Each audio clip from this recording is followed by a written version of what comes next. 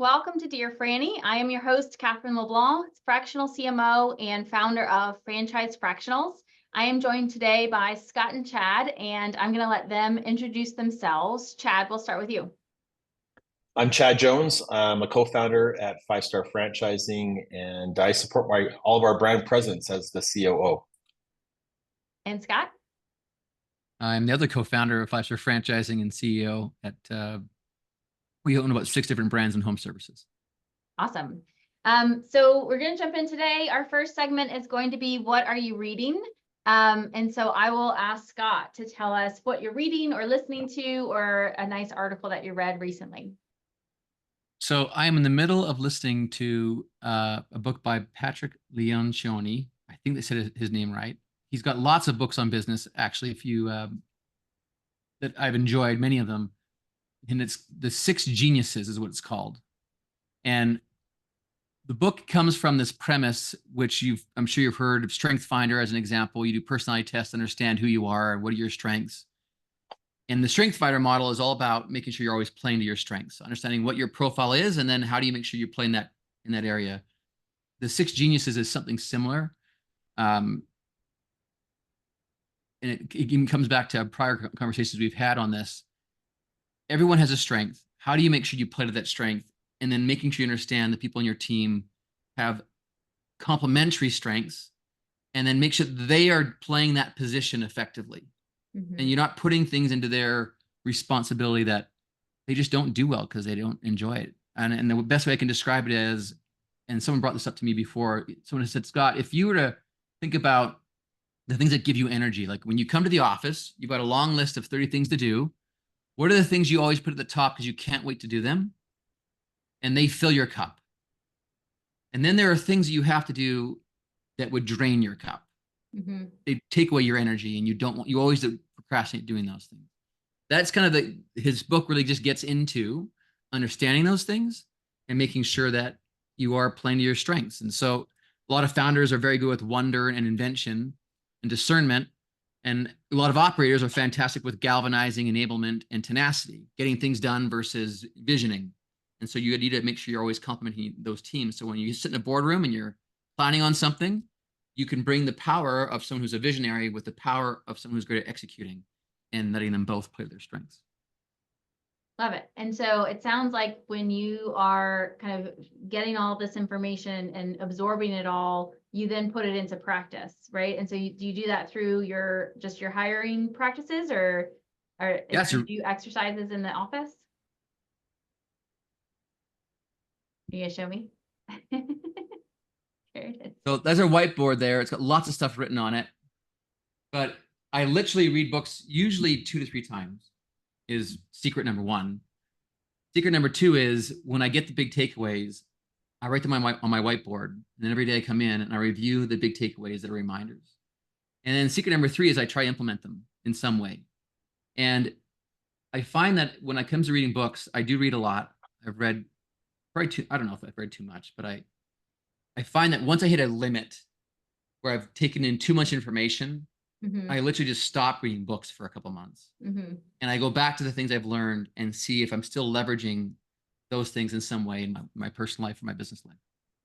That's how I do it. Like there's some books, I always ask this question when I do interviews. There are some books I've read 7 or 8 times, same business book, which is a little bit too much, I think. I don't know. But I think that's a little too much. That's it. Like if I go back to it and I'll read it again, and I'll make sure that I'm actually using that in my personal life in some way. Yeah, that's awesome. Chad, what are you reading? I'm a much better listener, so I'm listening right now to Essentialism by Greg McKeown. I think that's how you pronounce his name, McKeown. And it's the power of saying no, really. That we have an infinite amount of time, really, in our lives, and not just to create more time, but also to be the best that we can be. Mm-hmm. So a lot of times, we take on things. Like everybody wants to please, so we say yes to so many things, and yet we may not be the best person. We may not have the time to do it, and therefore, a lot of things can happen because we say yes. And so the power of no is really powerful. And I think we can all kind of relate to that too. I'm not done the book yet, so I'm hoping at the end of it, it can teach us like how like we can run like a really high performing team, right? Where we want everybody to say yes and just get everything done. At the same time, we want them to also say no. So like there is a challenge to this, and so like it's a constant fight. But I think we would all probably agree, like, you know, that people aren't, if people aren't, let's say like in sports, right? If you're not healthy, right, should you be saying yes to going on the field, right? Because you can't perform as well. And so it's okay to say no. Sometimes we should say no, right? But we should be more disciplined, and then we can be more focused on those things that we say yes to, which is also creating time for us to be our best with the yeses as well too. So that's great. And then I'm listening to a lot. Like I'm getting old now, and so I'm listening to a lot of like Andrew Huberman. He was like, you know, he's talking about biohacking and all that kind of stuff. So like this great quest to be healthier and to be able to run and not hurt afterwards is a lot of good stuff. You know. Good luck. But one thing you said about your essentialism book that hit a chord with me was not just kind of, you know, introspective on how do I create a better quality of life by saying no, but then how do I empower my team to do the same thing? Because as an employee and as you know, and now a contractor, I am saying yes to all of the things. And I think that as a leader, you have to give permission to say no, right? So you have to create the space and give permission for your people to say, I can't do that. And this is why, or, you know, however you set that up. Yeah, you know, I think one way you could set it up is that you could probably demonstrate to everybody in the room, right? Like when I say yes to everything, how does that actually affect you? Right? Because our inability to do everything at 100% cascades into other people picking up slack or things not getting done sometimes, which does affect other people. And so sometimes it's actually a gift to our team to say no, because like I know I can't fulfill a deadline, or I know I can't do that. So I think there's a few ways you could probably go about it with your team, but your team could probably understand it pretty well because they experience us saying yes to a lot of things we should have. Yeah. I gotta add on to this because I had an experience recently on this, but I read this book as well, Essentialism, and it's like, how do you make sure you are bringing your highest purpose and value to anything? And so I took my son, he's 14, to go spearfishing in Mexico, in Sayulita, just outside of Puerto Vallarta. It's his first time ever going. So we go, he did fantastic. We killed a bunch of fish together, brought it out, and then I went to go find someone that would cook the fish for me and make fish tacos. So I'm wandering around this beach trying to find someone, and my Spanish is not that great, but it's decent. And I find someone that will cook the fish. So he said, yeah, we can cook the fish tacos for you. And I got to be someplace in roughly 2.5 hours. So we sit down. This person is madly, I don't know this, but this person is madly trying to find someone that can fillet the fish. And then someone that will prepare the fish into a fish taco. And then I'm celiac, which means I can't eat gluten. Okay. And so I made sure it was very clear that I couldn't have gluten. All this is important information because here's a person who said yes to me that should have said no. They didn't have anyone that could fillet the fish properly. They didn't have anyone that could prepare something that was gluten-free, but the salesperson said yes. Yep.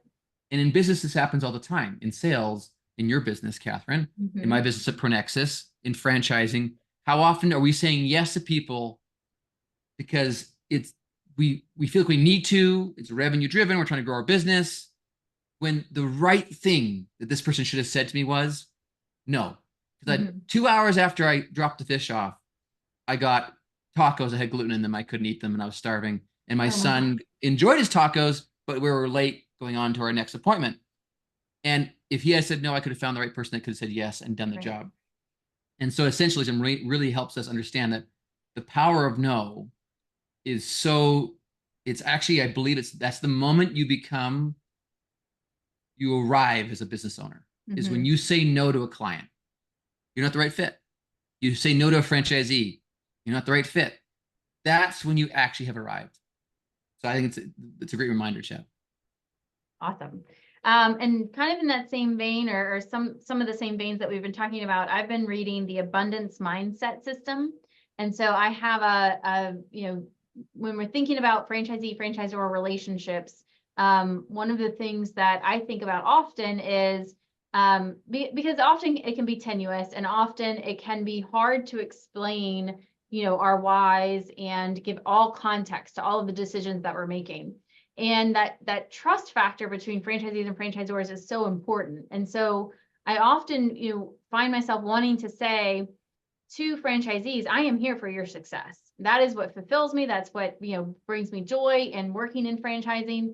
And I need you to believe that I am here for your success. And I'm reading this book to give me some tips on how to better communicate abundance on both sides, right? Because if you're successful, then the brand is successful and we're all successful. But if you're not successful, then the brand is not successful and we all fail. And so we are truly tied together, and none of the decisions that we make as a brand are going, are going to sorely impact what your success is going to look like. And so, I'm really interested in finding ways of bringing an abundance mindset into that franchisee-franchisor relationship and discussion.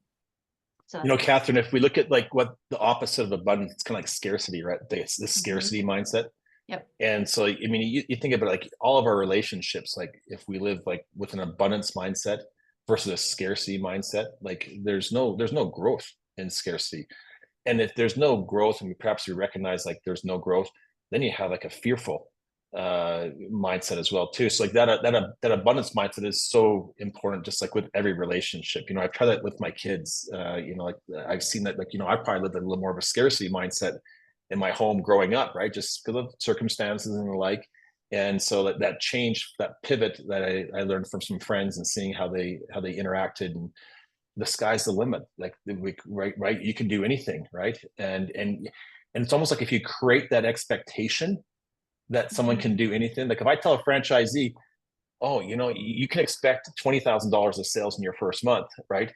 They don't know, but if we create like, well, you should do like $70,000. They're so naive; they'll just go and do it. And it is that abundance mentality, right, to what we do in our relationships with our teams and like. It's like, yeah, it's so important. It's so important. We have to get out of the shrinking opportunity side of things.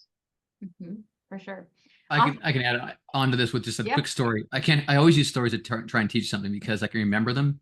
Mm-hmm. But they train elephants. Mm-mm.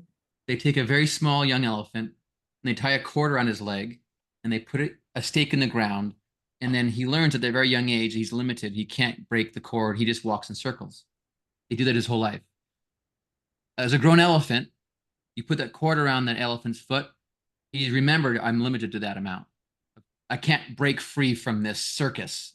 He is one of the most powerful mammals, yet he's trapped because his mindset was wrong. We've trained him that way. And so Chad is exactly right. If you approach your franchisees with the view of you are far more powerful than you realize, you can accomplish way more than you actually think you can. If we're always breathing into them this positivity and what they could actually achieve and show them how others have done that, then you will find success. You have to see them for who they are, but believe in who they can be. Mm-hmm. And I think that is the responsibility again of a leader and as a franchisor is to help franchisees see where they can get to, mm-hmm. and help them see that path. And if we do that, our job's right, then they obtain that, and then we attract more people like them because that's what we want in our franchise system. Mm-hmm. Yep, love it. Okay, well then I'm on the right track. I'll stick with the book. Okay. Okay, before we jump into our question for today, a quick word from Franchise Fractionals. So Dear Frannie is brought to you by Franchise Fractionals. Scaling your franchise doesn't mean going it alone. With Franchise Fractionals, you have access to the top tier talent you need when you need it. From finance to operations and marketing, our fractional executives have been where you want to go. Don't let the full-time commitment of executive roles hold you back. Visit franchisefractionals.com today to discover how our leaders can help pave the way for your franchise's success.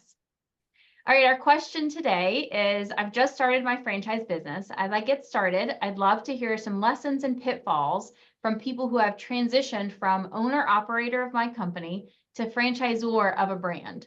What would be the top tips you'd give someone like me?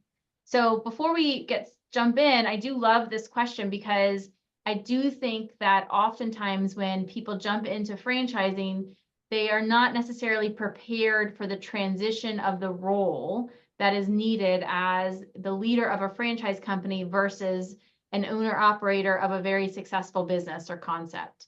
And so I am interested, because you guys have made this leap, how, Scott, in our last episode, we talked about that, that parent journey and moving through that journey in order to become a leader of at a different, not higher, bigger, better, different, but it's a different business, right? Your business as a concept is one thing, and you're likely more skilled at operations than anything else, because that's why you've seen success. But then when you transition to a franchisor, you have to be prepared for that transition. And so I'd love to hear kind of how tips on how to prepare for that transition, and what maybe some mistakes you made along the way.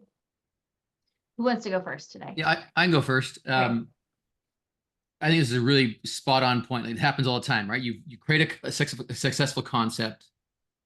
Now you want to replicate it, and you want to franchise it. And the big mistake is, and I think it's been said, and it should be said over and over again, these are not the same things. You literally went from one business of making cupcakes or painting a house to a training and management consulting business and coaching business.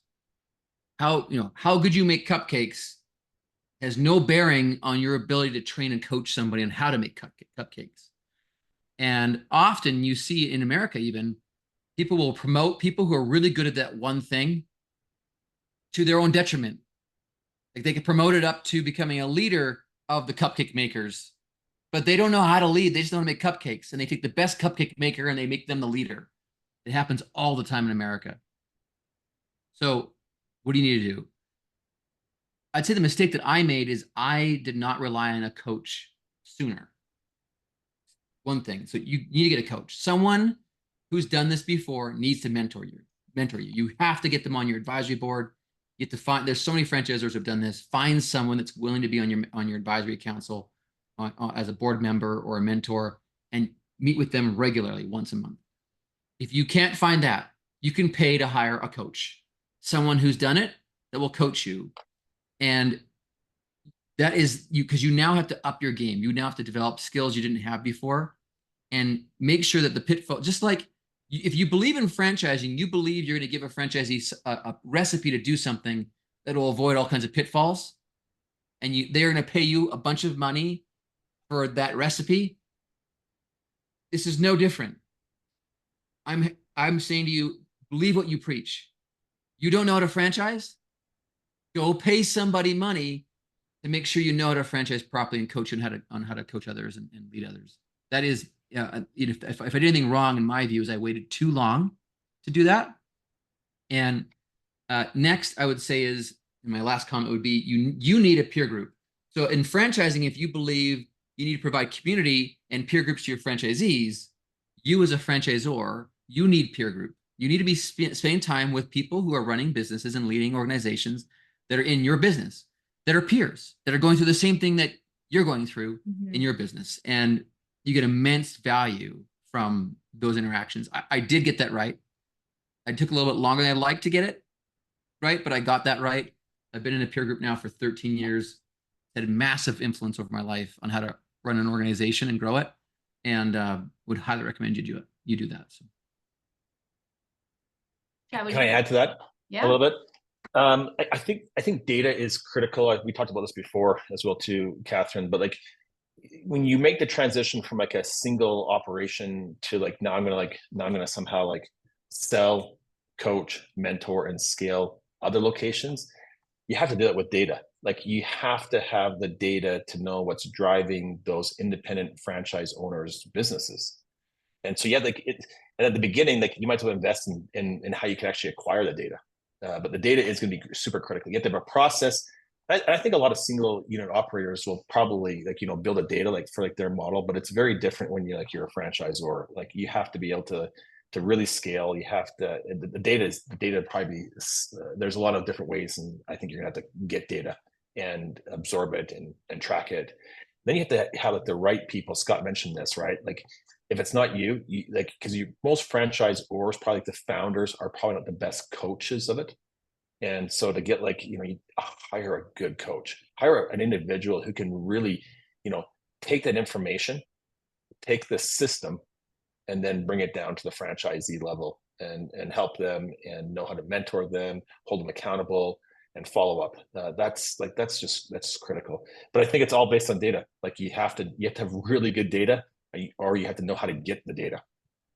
Yeah, and I would say, on that point, what I find with emerging brands, there are that founder often holds on to their company stores, I think, longer than they should, without moving on that responsibility to someone else, because they are so tied to it emotionally and financially, right? You're making more money from your company stores than you are from your franchising business in the beginning. And because of that, some of the foundational activities that will definitely set you up for success can get lost. And one of that is the data collection and accountability, right? So if you're not collecting P&Ls, and you'll hear this from anybody, if you're not collecting P&Ls, you need to collect P&Ls, because your responsibility to your franchisee is to ensure that they're successful, which means they're bringing home money at the end of the year in their bank account. And how will you know that unless you can look at their P&Ls? And so I think that, Chad, to your point, it's setting yourself up for success. And then, Scott, to your point, by talking to people who are either doing it in the same time or have done it before you, so that you can get some of this foundational stuff set up correctly. Yeah. And so when you're thinking about, Scott, I'm interested in, the peer group that you talked about. Do you feel like it's something where you need to be, because we talked about wanting in the development of your franchisees, building community, building cohorts of people who are in the same life cycle of business as each other, and so can really experience that together. When you're in search of that peer group, and certainly you found one that works for you because you've been there for 13 years, is it important to find one with other fellow franchisors, or are you more looking for that culture fit of, I want to be like these leaders, so I'm going to surround myself with the leaders I want to be like? Yeah, I'd say both, actually. Like there's leading a company is, so I belong to entrepreneur organization, EO, and there's also YPO, there's a bunch of different groups, and in EO they actually had industry peer groups. So all the franchisors within EO, their members would get together and talk, and I leveraged that for a number of years as well. You're kind of solving two different problems, though. The pitfalls of franchising problem comes from a franchising peer group, people who've done it before and learned, and they're like mentoring you on the pitfalls of franchising. Or you could attend, IFA events or other events where you're finding people that are in franchising that you can learn from, like we've seen. In addition to that, you've got, how do you run a great company and scale a company? Those problems are the same across all businesses. How do you attract a customer? How do you keep a customer happy? How do you attract good people to work in your organization? How do you keep those good people in your organization? Then how do you cash flow the whole thing while you're doing all that as it grows and scales? So you're kind of learning two different skill sets. One that's very industry specific, and one that's very entrepreneur founder specific. And I think you need to leverage both. Okay, I like that. And then to pull on something that Chad said, when talking about, so Scott talked about finding a coach, external coach, to help you. And I've worked with a coach before and had such a great experience. And really, they're helping you see around corners, right? They're helping you discover things about yourself and see around corners in order to become the leader that you can be.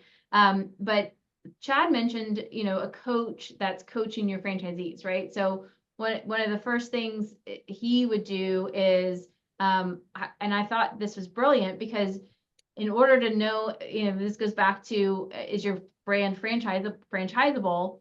In order for it to be franchisable, somebody else has to be able to operate it. And so how do you know if somebody's going to operate it? We'll bring on someone that you have to teach, that then has to teach others. And how is that working, and how is that going? And I think that, that was a very, I think that's a very good point as far as how do I set myself up to be a successful leader? Well, you have to be able to take a step back, which means you have to be able to train the trainers and get them going as fast as possible. And so when you're thinking about kind of, because one question that I get a lot is, what should my org chart look like? What should, who should my first hires be? And as a fractional, a lot of times I'm approached by folks who, haven't yet pulled the trigger on some of these certain hires.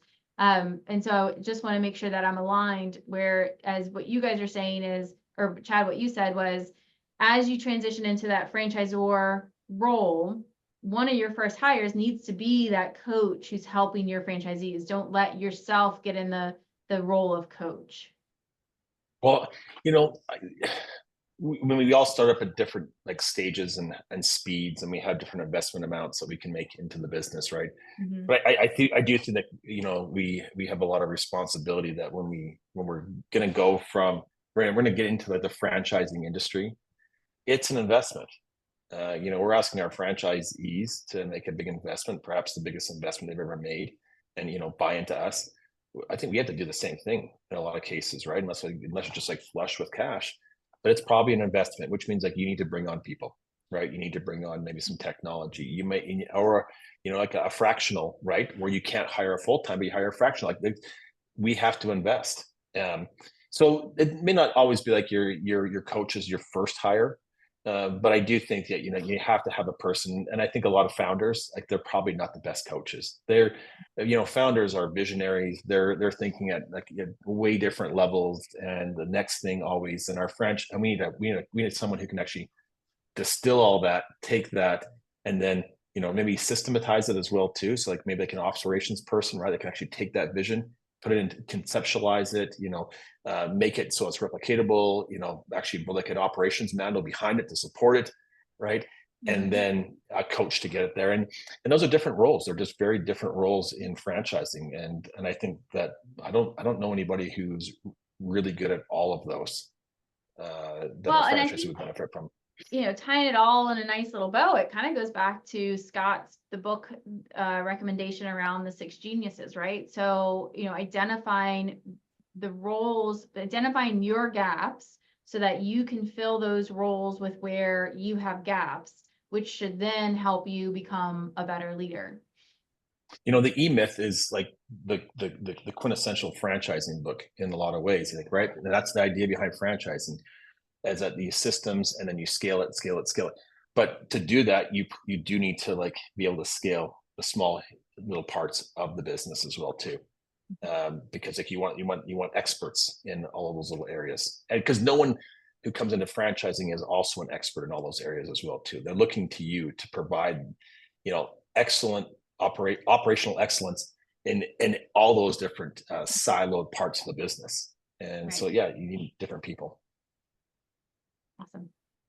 Well, thank you guys so much for the insights. I think that I liked how concise and efficient you guys were with do this, not this. I think that our listeners will truly appreciate it.